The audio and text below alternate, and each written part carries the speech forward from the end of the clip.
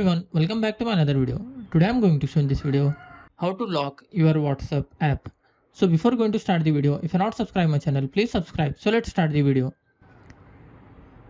Guys, if you want to lock your WhatsApp app in your Android mobile, then I'll show you how to do this.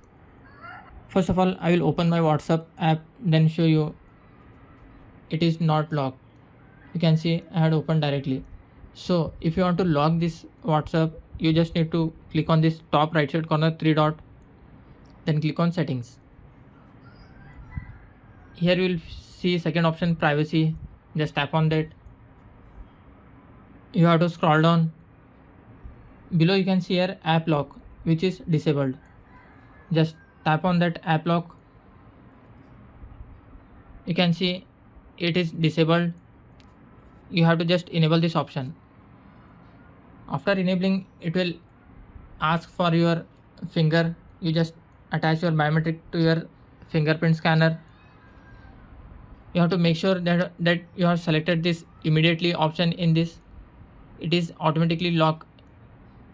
It should be selected as immediately. Now go back. Now once again I will open my WhatsApp and show you. You can see it is asking for fingerprint sensor.